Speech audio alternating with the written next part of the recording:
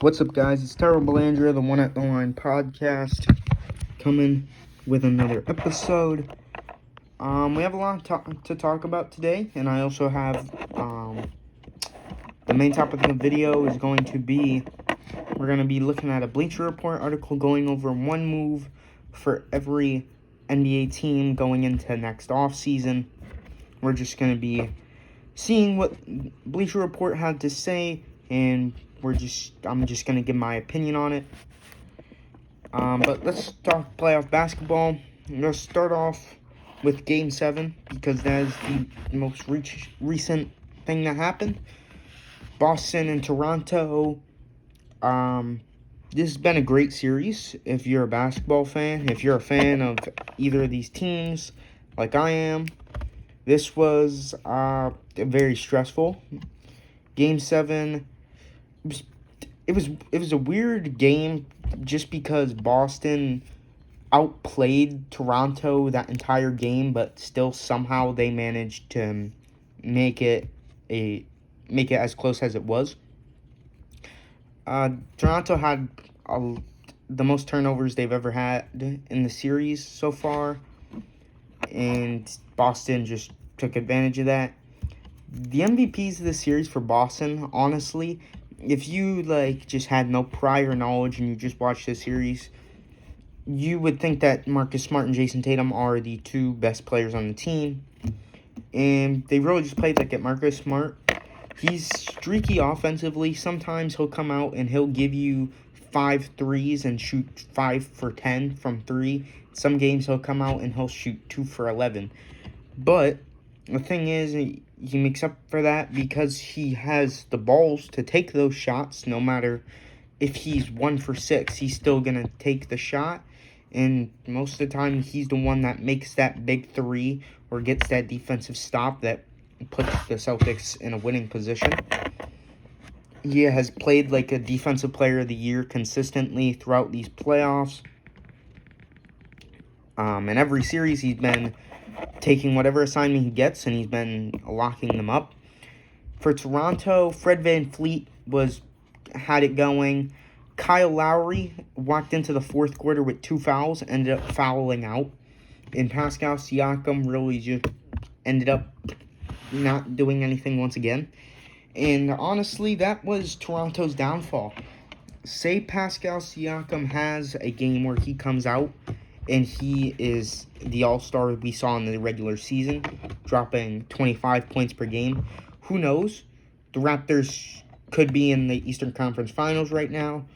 But unfortunately for them, he did not show up at all. He's kind of just there. He just wasn't really aggressive. He would have possessions where Jaylen Brown was on him, and clearly throughout this series, we've seen that Jaylen Brown has just been locking him up. But also he'll have possessions where Brad Wanamaker or Kemba Walker is on him, and he still will get forced out of his spots. And it's kind of just weird to see someone as small as Kemba or Brad Wanamaker just impacting his game so much. So I think with Toronto, I don't think they need to make anything drastic. This offseason, they have a lot of decisions to make. You're going to be getting off the Serge Ibaka and Marc Gasol contracts, so you're going to have a little bit of cap space. You're going to try to decide if you want to bring back Serge or Marc Gasol. They're probably going to let Marc Gasol walk, and who knows what Serge Ibaka. But you also have Fred VanVleet, who has been your second-best player throughout this series. And you're going to either decide, hey, we're going to run it back next year. We're going to get Serge Ibaka and Freddie back on better contracts. And we're just going to run it back next year and see if anything changes, pretty much. Or you can let Fred VanVleet walk, save your money for the 2021 free agency, where there are players like Giannis, Kawhi, Paul George, just superstars in that free agency, and you're going to see if you want to maybe make a move for one of them instead of Fred VanVleet. And that's an important decision, and I'm not sure what the right one is, but we're just going to have to wait and see what they do. But it could be a very interesting offseason for Toronto. Then we move on to the West, where the Lakers are currently up 3-1 against Houston. And after game 1, LA has really just ran away with it pretty much. Last game, they did almost blow a 21-point lead to Houston, but Rondo and LeBron James and Anthony Davis showed up and they closed the game out. And they have a chance to close it out tonight in 5, and we'll see if they do that. But there's not really much to talk about. The Lakers have really cleaned up all their problems. The only thing I'm worried about for them is that they don't have that third scorer on that team. I mean, you could say it's Kuzma, but sometimes Kuzma comes out and he takes those shots and he's efficient. In some games, he's just really not a factor. So I think Kuzma is really going to be a big piece for them if they plan to go farther than they are right now. Now we have the Clippers, who had a chance to close it out last night, and they failed. Jamal Murray and Nikola Jokic, and especially a huge Paul Millsap game, which I've been waiting to see throughout these playoffs. They were down big in the third quarter, and Paul Millsap just came out. He hit a bunch of big shots for them. He cleaned it up for them. Nikola Jokic caught fire from 3. Jamal Murray hit some big shots, and they ended up winning that game, despite Kawhi and Paul George playing great. So, who knows? Maybe the Nuggets could be the first team in NBA history to overcome 2 3-1 deficits. That would be absolutely insane. They stepped it up, and the Clippers played good. Just the Nuggets caught fire from 3 in that third quarter, and they just ran it out pretty much. But it was a great game from Paul Millsap. I'm very impressed by him, and we're going to see a Game 6 between those two teams. So now we're going to get into one trade for every team in the offseason. And we're going to start off with the Atlanta Hawks. And reminder, this is a Bleacher Report article. If I can find it, again, I will make sure to link it down in the description below if you would like to take a look at it yourself. They have a little bit more in-depth analysis on each one of the things. But for the Atlanta Hawks, we have a sign-in trade for Brandon Ingram, and they would be sending away John Collins and some salary filler. This would make sense for a couple reasons, maybe. On the Pelican side, maybe you think Ingram isn't it with Zion, and you want maybe more of a complementary piece, and you want to try the Zion at the 5 experiment, and you run John Collins and Zion, and that's your front court, and you just find yourself some more wings that can complement them, just some more shooters, as you still have JJ and Drew Holiday and Lonzo. So you could just run it like that, or you can just keep Ingram. As for Atlanta, you can come into this thinking, hey, we don't want to pay John Collins his extension, so why don't we get some value? You get Brandon Ingram, who could score the ball along with Trae Young, and I think that'd be a great fit because Trae Young is such a good playmaker.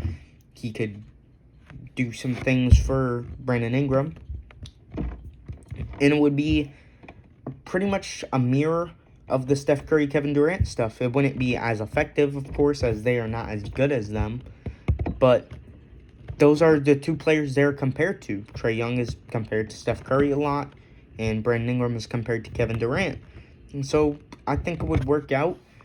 It all just depends on circumstances. If Atlanta doesn't want to pay John Collins, then they get Ingram. And if New Orleans thinks maybe John Collins is a better fit along Zion Williamson, maybe you try that out. Now we have kind of a dual one. This is for Indiana and Boston. Pretty much a Miles Turner and some salary filler, mainly Jeremy Lamb for Gordon Hayward. For Boston, this makes sense, especially if you get Jeremy Lamb out of the deal too. You move on from Gordon Hayward, which they've shown throughout these playoffs that he's a big piece for them, and he is great for their depth, especially being that fourth scorer option. But I think a main priority for them is addressing that big man position. just getting a little bit more spacing, a little bit more rim protection, as that's pretty much their main problem, your rim protecting. But you don't want to get a center, someone like maybe like a Clint Capella, which they didn't make a move for at the deadline this season, because you want someone that can space the floor, and you don't want to compromise that. So you move Hayward, someone that scores for you, to bring in Miles Turner, which is more of a need for you. And I like that trade for Boston, as they get Jeremy Lamb, scorer off the bench that can come in and be a scorer that they've been looking for off the bench for a while now. And you get that rim protector in kind of like your Al Horford replacement. As for Indiana, this would basically be just, you're finally giving up on the Sabonis Miles Turner experiment. It's not really a great fit. So you trade Miles Turner and you get Gordon Hayward's contract, and maybe you can discuss an extension with him to get him on a little bit less money and a little bit more short term. And then you run with Brogdon, Oladipo perhaps, or you move Oladipo. You got Sabonis, TJ Warren. Then you have Gordon Hayward, and you have Sabonis at the 5. And I think that could work out. They are sacrificing a little bit of depth with Jeremy Lamb, but at the same time, he's recovering from an ACL tear, so we're not sure how good he's going to be. And you still have a lot of depth without Jeremy Lamb. So I think this is a pretty good move for both sides, and I could see it perhaps happening. Just depends if Indiana wants to move on from Miles Turner or not. Now we have Brooklyn making a play for Bradley Beal. Brooklyn has, they've been saying that they want that third star, and Bradley Beal has been the name that has been circulating just because he's the star in the offseason. That he's probably the most likely superstar to get moved. So Nets make a play for him, and they give up Karis LeVert, Jared Allen, some salary, and perhaps Spencer Dinwiddie. I don't think that they would give up all three. I think it would be mainly Karis and Jared Allen, maybe some picks, and just some salary filler, maybe like a Taurean Prince. But, yeah, I like this trade for both sides, honestly. If the Wizards don't want to... See, this season, I think the Wizards can come out and they can be a very solid playoff team in the Eastern Conference. But if they don't want to do that and they just want to make the rebuild and just try to get some younger guys around John Wall, I could see them easily traded for someone like Karis LeVert, who doesn't really fit alongside the Brooklyn Nets, as he's someone that really needs the ball in his hand to succeed. And alongside Kyrie and Kevin Durant, we're not sure how much we're going to see from him ball handling wise. Then you have Jared Allen, who can come in and either start for you or can come off the bench for Thomas Bryant. Both those players are great. Jared Allen is a good mid-range shooter, protects the rim at an elite level, and he's young. And Thomas Bryant I think he's a perfect backup center on a good team. So I like that move for both sides. Now, Charlotte is also a sign-and-trade for Brandon Ingram. Once again, this is if New Orleans maybe doesn't see that Ingram could be a good fit, so they want to move him for some more assets. They get Miles Bridges and some picks. I'm not sure if I like this trade, because I just think that New Orleans is probably just going to hold on to Brandon Ingram, especially if this is the offer they're getting. Maybe they want, it would have to be around Miles Bridges. You'd probably want Malik Monk in that deal. Probably 2, maybe 3 first-round picks. And even then, is that enough when you guys, in a couple years, could be contending for a top 5 seed in the Western Conference with your core that you have already with Lonzo, Ingram, and Zion? Not sure if you really want to give up on that right now, especially not for anything that Charlotte has. Now, the Bulls, they're moving on from Thaddeus Young. I think they should have traded him at the deadline. Maybe they didn't get a good enough offer, but they're moving on from him, and they're just trying to get a wing. So, 2 trades here. They could either trade him to the Wizards for Troy Brown Jr. Once again, if the Wizards want to go ahead and try to contend next year in the Eastern Conference, You get Thaddeus Young for Troy Brown Jr., basically giving up youth for more of a win-now presence, and I like that fit of Thaddeus Young to be like a sixth man for that team. And then you'll have Nasir, or you can move him for Nasir Little from Portland Trailblazers. Pretty much the same thing. Portland gives up some youth to get some more veteran presence. They get another, forward that they can play along CJ and Dame.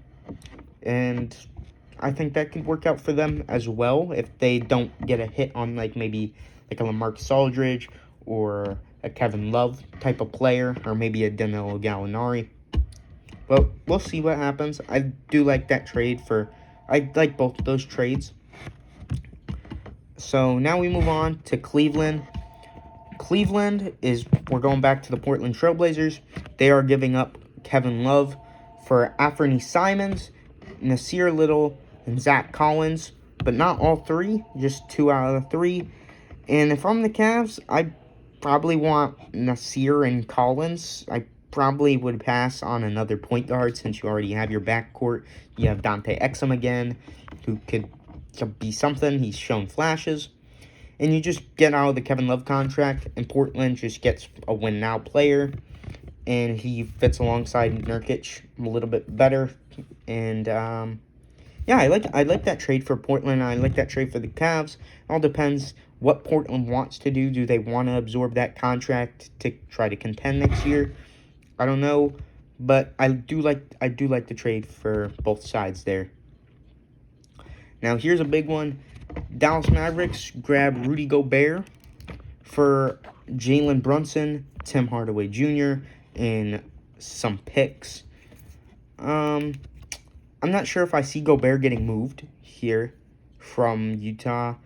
They have said that the chemistry issues that maybe some people thought that he had with Donovan Mitchell after everything that happened with COVID, it's kind of been debunked, and they both said they're good. But if Utah doesn't want to give Gobert that supermax, and they just decide to move on, get some value, Jalen Brunson, Tim Hardaway Jr., some picks, even though they're late picks, that's not too bad of a haul, because a player like Rudy Gobert isn't going to get you a star back. But Jalen Brunson, I like him as a player. I think he has some potential. I think he could be a great point guard next to Donovan Mitchell. Tim Hardaway Jr. is just someone that can come in, get you some buckets. And then you have a few late firsts who you can just take some flyers on in the future. And maybe you hit on 1 or 2 and you see how it goes. And you just build around Donovan Mitchell and Jalen Brunson. I like that trade for both sides. Once again, given the circumstances, if they came to fruition. Now we have another Bradley Beal trade. This one is to Denver for Gary Harris, Bol or Michael Porter Jr. This is a trade that's been going on, just something I've seen for a couple years now. I do like that haul for Bradley Beal, honestly. I don't think Denver would give up Bol and MPJ, especially at this point. I think it would probably be one or the other. And I think the Wizards would probably want MPJ more than Bol, just because they already have Thomas Bryant. They're really high on him. And they have Mo Wagner, who has shown some flashes of being a contributing center. So they probably want Gary Harris, MPJ. You'd have to throw on some salary, of course, to match Beal's contract. And they just get another scorer alongside Jamal Murray and Nikola Jokic. And the Wizards get 2 young stars, whoever they get as salary, whether that's maybe like a Monte Morris, whatever, just comes out. I like that haul for Bradley Beal if he decides to request a trade or they just decide to move on from him. Detroit, they were going to move on from Derrick Rose for picks. And the example that they give is Orlando, maybe. So, Orlando, as we know, needs a point guard. They've been looking for a point guard for a few years now. They really haven't had one since Jameer Nelson. DJ Augustine has been alright. And Markelle Fultz has shown some flashes of being good again. So, you just give up, a couple, maybe a first, maybe a couple seconds, and you get Derrick Rose to start over Markelle Fultz. Can teach Markelle a couple things, and he could just learn from him, behind him for a couple years, and maybe he develops even better after Derrick Rose leaves, after he gets some mentorship. So I like that trade for both sides.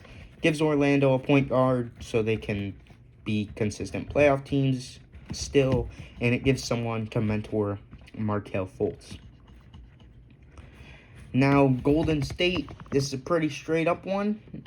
It would be the number 2 overall pick for John Collins, and there'd have to be some salary involved in there to match John Collins' contract, but he's still on a rookie deal, so it wouldn't have to be that much. But still, Golden State is either going to take someone like a James Wiseman or LaMelo Ball, or they're going to move it. And John Collins he might be your dream scenario. He can come in, play a small ball 5. He hasn't really shown that he has been a great starting center. He's more of a 4. But with Golden State, you have Draymond Green, who is also a great rim protector, and I don't like people sleeping on him after this season where he didn't really have anyone. I've been saying this for years. Draymond Green, with a star or 2, is one of the most impactful players I've ever seen in the NBA. And without stars, his game just doesn't flourish. He's not a guy that's going to come out and be your number 1 option.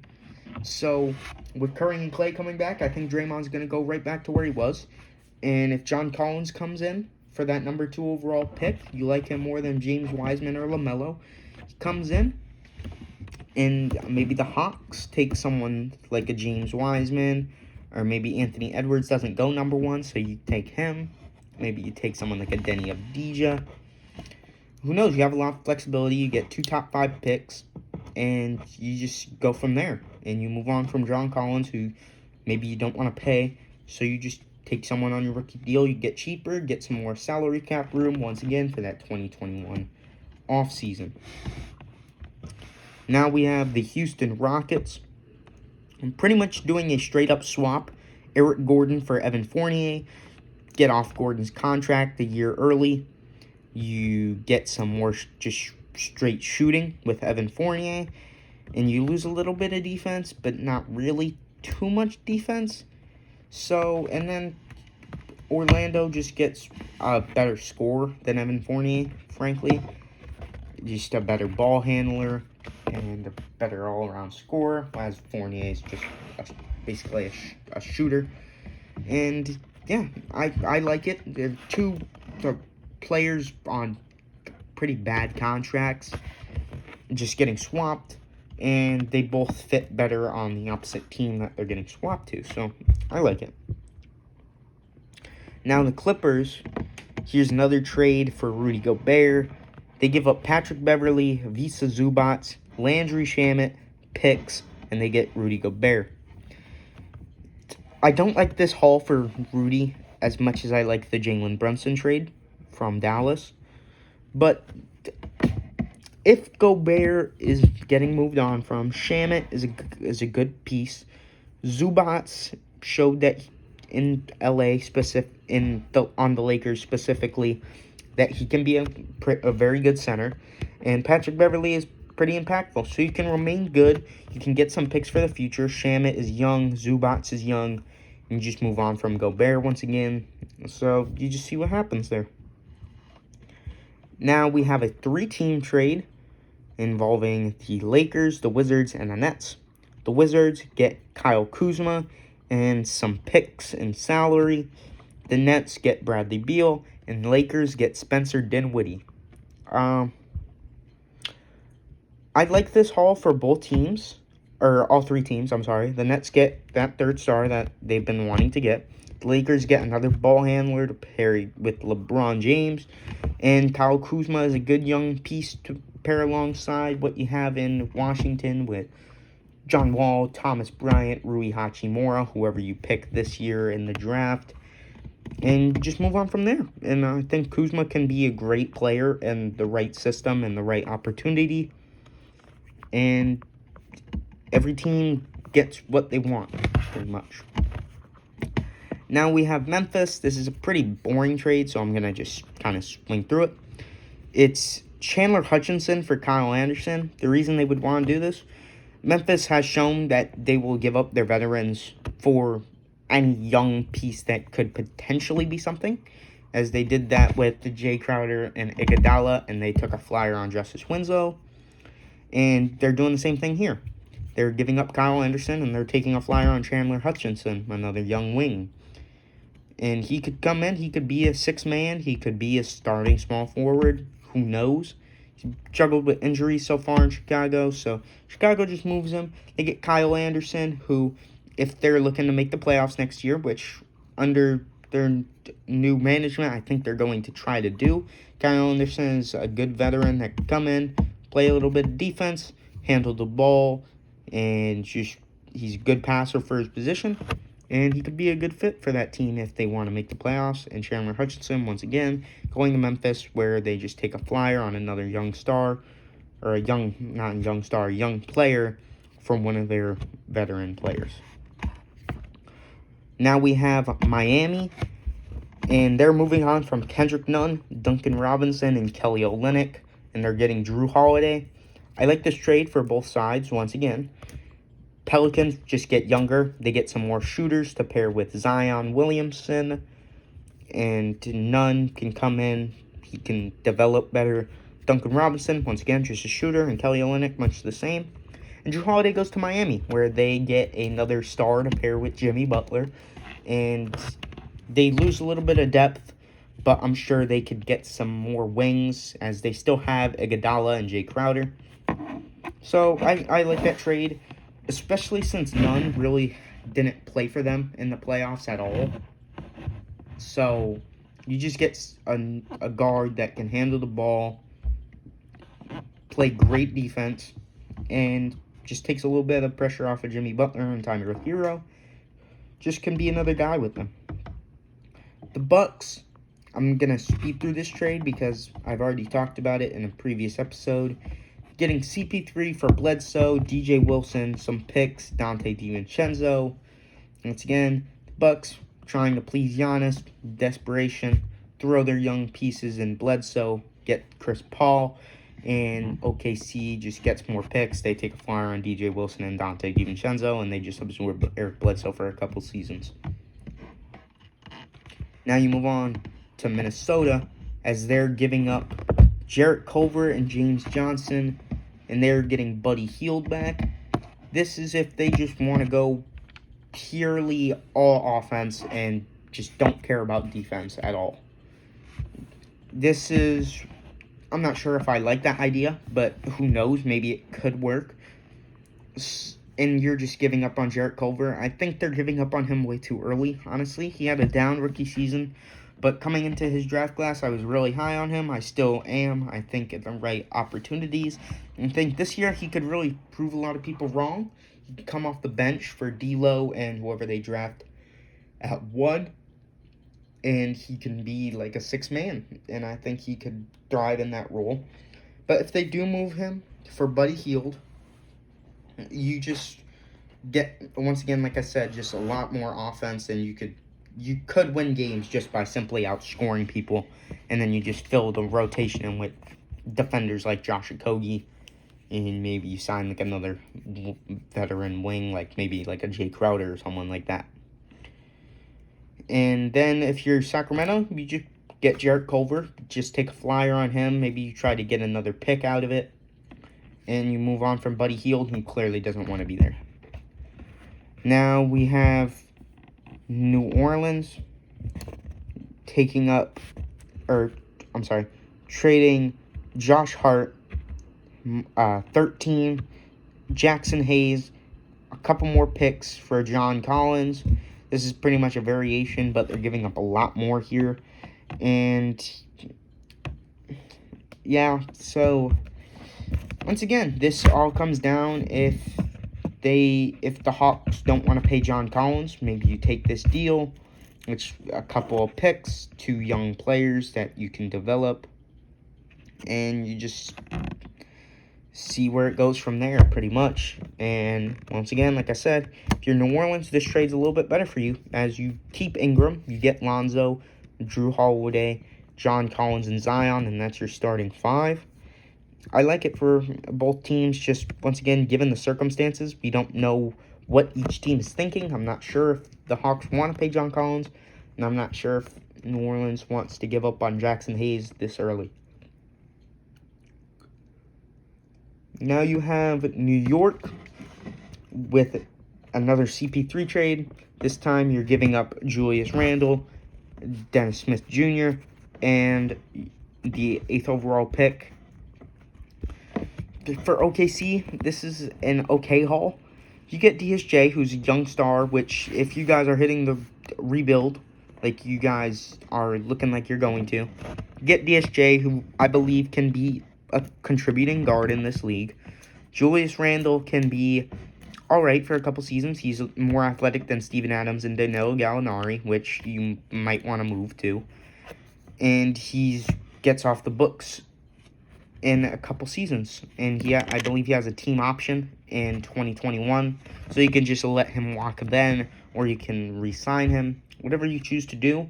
But I like this Chris Paul trade, but I'm not sure if they'll like this trade or if the Bucks offer them Eric Bledsoe and DiVincenzo, if they'll like that more. It just comes down to whatever they value more for Chris Paul. Now you have Orlando. This is assuming if DeMar DeRozan opts into his player option, which he might or might not. I really don't know what he's going to do. It all depends on the salary cap and what's going on with that. But pretty much it's a straight swap of Fournier for DeMar DeRozan. And maybe the Orlando gives up a couple seconds. This is pretty simple. You're swapping contracts, and DeMar might re-sign with Orlando, and he could be like that scorer that they desperately need.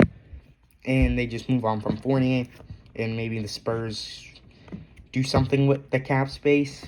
I'm not really sure, but maybe they look to do something. Then you have Philly doing a straight-up swap of Eric Gordon for Al Horford, 2 players on bad contracts. And Al Horford could be a great fit for what Houston wants to do with this small ball.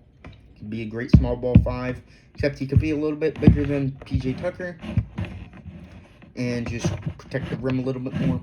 Then you have Eric Gordon going to Philly, which just provides them a lot more spacing. Chicago now, another Orlando trade. Zach LaVine for Evan Fournier, Markelle Fultz, Mohamed Bamba, and a pick or 2. This was a pretty good haul for Zach LaVine. Maybe the Bulls would look to get Aaron Gordon. I don't think they would, just because they already have Lowry. They have Daniel Gafford. They also have Wendell Carter. So I'm not sure if they want another big. But you take a flyer on Mohamed Bamba. Maybe he turns into something. Markelle Fultz is just another young point guard that they can add to the rotation. Evan Fournier could just score. So he could kind of just try to replace Zach LaVine. Or maybe you start Kobe White at the 2 and Markelle at the 1. And you have a little bit more options. But yeah, if you want to move on from Zach LaVine, this is a pretty good trade, honestly. And then you have the Kings with another Buddy Hield trade. This is sending Hield to Brooklyn, once again, getting a 3rd star. And they're giving up Jared Allen and a pick. So, yeah, this could work for both sides. Jared Allen comes into a King system. They have Rashawn Holmes. We're not sure if they want that to be their starting center in the future, but I believe Jared Allen could come in and be something for them. And once again, move on from Buddy Hield, who clearly doesn't want to be there. And the Nets get a young star, and you just start DeAndre Jordan, like I think they've been wanting to do anyways. Here's a big one. Portland sending CJ McCollum, Anthony Simons, Nasir Little, Zach Collins, and a pick or 2 to Philadelphia for Ben Simmons. For Portland, you're giving up a lot of depth, but you're getting a player like Ben Simmons who plays all NBA first team level defense, can play make, and him and Damian Lillard would just be a killer combo. You still have Nurkic. You can try to keep Trevor Ariza, who could be a young defender. You can re-sign Carmelo Anthony for shooting purposes. Gary Trent, once again, has shown that he can be a great shooter. You sign some more 3-and-D wings to fit along those two, and your team's set. For Philly, you give up on Ben Simmons to get some more shooting, and you build around Embiid. You get CJ, great shooter. Simons, great shooter. Nasir Little, great defender, and has potential with his jump shot. Zach Collins, great shooter, plays great defense, could fit along Embiid effortlessly. So if you want to move on from Ben Simmons, if you want to build around Joel Embiid, you do this trade. If you want to try to keep them two around, then you just run it back and see what happens. Maybe you want to build around Ben Simmons and trade Embiid. Maybe you do that. But if, once again, given the circumstances, they want to trade Ben Simmons, I think this is a good trade for them. Now you have San Antonio, who are pretty much just giving up Rudy Gay and Patty Mills for any sort of draft compensation, whether that's a couple seconds. Maybe some team will offer them a first. The first team to come to mind is Portland. Maybe they give them a first they just get Patty Mills and Rudy Gay. Rudy Gay can come in, be a scoring wing, which they need, and Patty Mills can just be a young veteran guard to play alongside Dame and CJ. And, I think that would be a great move for the Spurs, just getting some sort of draft compensation to try to get a head start on this rebuild that is inevitably coming when Greg Popovich retires. Now, Toronto, this is... Actually, I'm not going to talk about that one yet. I'm gonna move on from that. I'm going to talk about that one last, because that's the big one of the video. Then we have Utah giving up Tony Bradley and a first for Nemanja Bjelica. You're just getting a stretch 4 to play alongside Rudy Gobert. And Bjelica could be great for that. And then, once again, Sacramento, they give up on Bjelica. They get a pick, and they get Tony Bradley, who is looking like a good young center in this league. Could be a power forward, could be a center, could play really both. But I like his game, and I think you get a first out of Bjelica, that's a win for you. Now we have the Wizards getting Julius Randle for Thomas Bryant and Jerome Robinson. This is, once again, if they're trying to contend next year, you get someone that can help you win now, Julius Randle, and you give up young assets like Thomas Bryant and Jerome Robinson. Pretty good trade. Julius Randle could come in. I think he would play nice with John Wall and Bradley Beal. And Thomas Bryant and Jerome Robinson are just young players, which the Knicks just need to just stockpile on a bunch of young assets to maybe make a trade or just develop some of them into good players to try to get them some sort of playoff success finally. But I like that trade, once again, given the circumstances. Now, the big trade, Toronto gives up Fred VanVleet, Terrence Davis, OG Anunoby, and a slew of draft picks for Giannis Antetokounmpo. I think it is very unlikely Giannis gets traded. Very, very, very unlikely he gets traded. If he is out of Toronto by 2021, it will be via free agency. Or if he's out of Milwaukee, it will be via free agency. I don't see him getting traded this season. But hypothetically, let's say Giannis requests a trade, or Milwaukee thinks he's definitely going to leave us in free agency. Let's get some value out of him.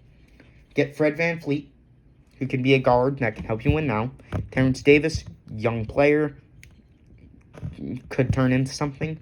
OG Anunoby has shown that he's a good win now player and has a lot of room to improve. And you get 3 to 4 picks that, they might not be high picks, but you could find some diamonds in the rough with those. And honestly, if you're moving on from Giannis Antetokounmpo, that's not too bad of a deal. If the circumstances is you are trying to trade him, whether that's him requesting a trade or you guys just saying to every team that you're trading Giannis Antetokounmpo, you are not getting a value that is equivalent or really even that close to Giannis. You're gonna get a couple good win now players, a bunch of picks, and you're gonna get a couple young stars or young players that could turn into something.